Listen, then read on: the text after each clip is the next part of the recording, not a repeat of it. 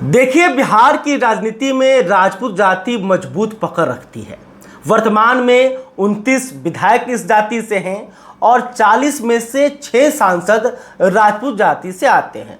इसके बावजूद भी जब राहुल गांधी बिहार की यात्रा पर निकले हुए थे, 15 दिनों तक नेता प्रतिपक्ष राहुल गांधी जो हैं बिहार में घूम रहे थे, तो इस दौरान राहुल गांधी के साथ राजपूत जाति का कोई बड़ा चेहरा नजर नहीं आया। दूसरी तरफ राहुल गांधी के साथ भूमिहार जाति से आने वाले अखिलेश प्रसाद सिंह, ब्राह्मण जाति से आने वाले मदन मोहन झा और अन्य जातियों के जो बड़े चेहरे थे वो राहुल गांधी के साथ नजर आ रहे थे, लेकिन राजपूत जाति का कोई बड़ा चेहरा आपको राहुल गांधी के साथ नहीं दिखा होगा। तो आप सोच रहे होंगे कि आखिर मैं आज इस बात की चर्चा क्यों कर रहा हूं, आखिर मैं आपको क्यों बता रहा हूं कि राजपूत जाति जो है वो बिहार की राजनीति में मजबूत पकड़ रखती है और विधायक और सांसदों की संख्या इनकी ठीक ठाक है।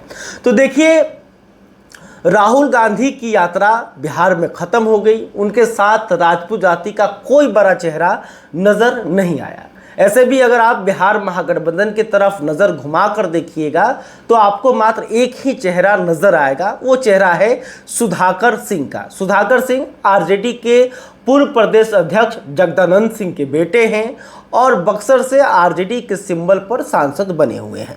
तो देखिए, यह बात तेजस्वी यादव को समझ में आई कि राहुल गांधी के साथ कोई राजपूत चेहरा नहीं था, तो इस डैमेज को कंट्रोल करने के लिए जब तेजस्वी यादव अकेले बिहार की यात्रा पर निकले तब उन्होंने अपने साथ में सुधाकर सिंह को रखा और सुधाकर सिंह को तेजस्वी यादव जो है बड़ा सम्मान भी देते हैं।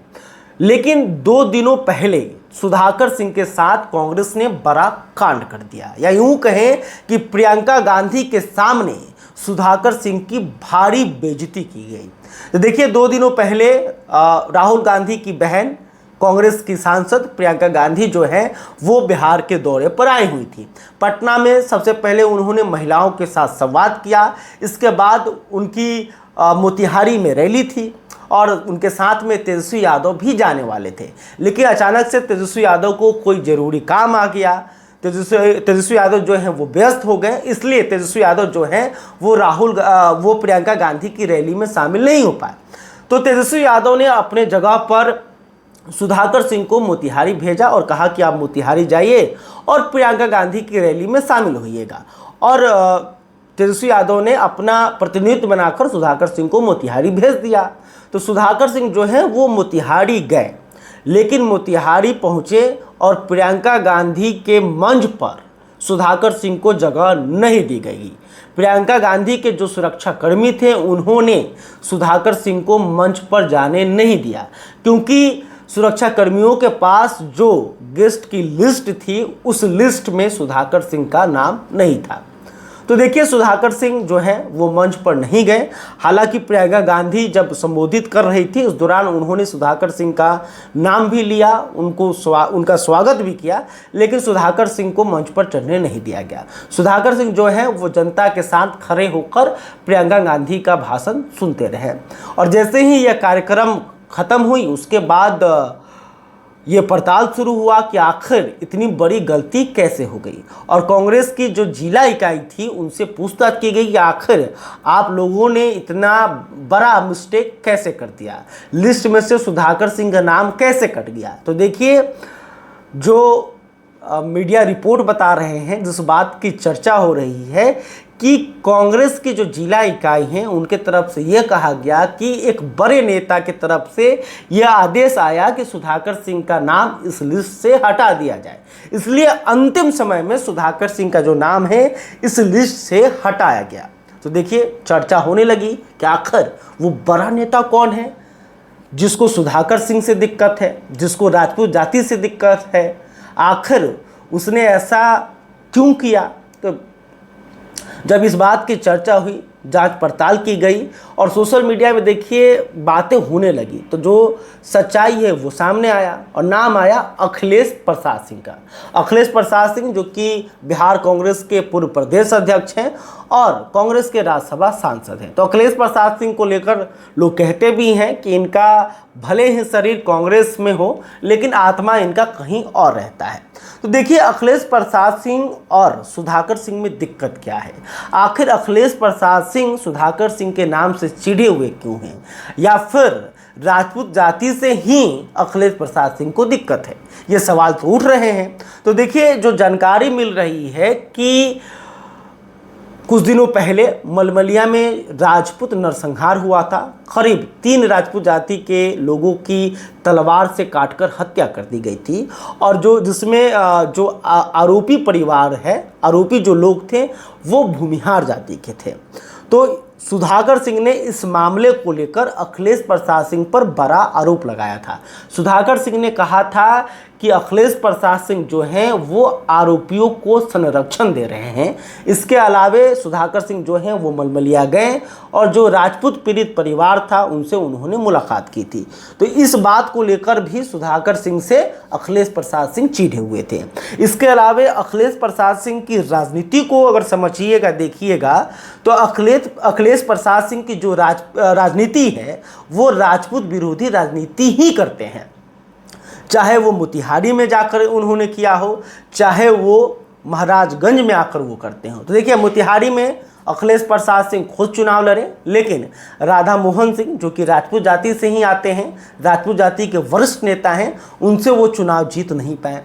फिर उन्होंने अपने बेटे आकाश सिंह को राधा मोहन सिंह के खिलाफ में खड़ा किया, और मोतिहारी में भी सुधाकर सिंह जो है, जो अखिलेश प्रसाद सिंह हैं, वो राजपूत विरोधी राजनीति ही कर रहे थे।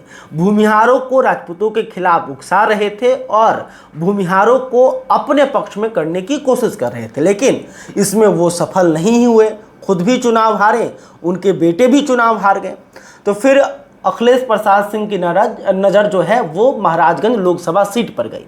महाराजगंज लोकसभा जो सीट है वहाँ पर भी राजपूत और भूमिहार जाति की जनसंख्या ठीक ठाक है। इन जातियों के जो वोटर हैं वो एक तरफा चुनाव जीता और हरा सकते हैं।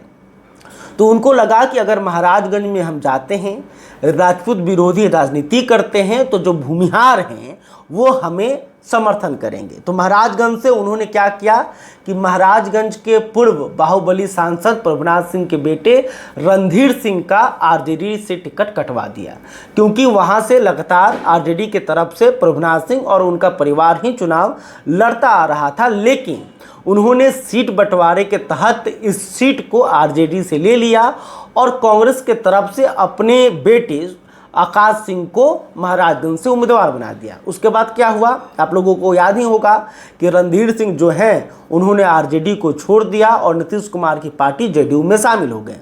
इसके अलावे महाराजगंज में अखिलेश प्रसाद सिंह के इशारों पर उनके जो समर्थक थे, जो उनके चेले चपाटी थे, वो राजपूतों के खिलाफ लगातार आग उगल रहे थे, ताकि महाराजगंज में जो राजनीति है वो राजपूत बनाम भूमिहार की हो जाए।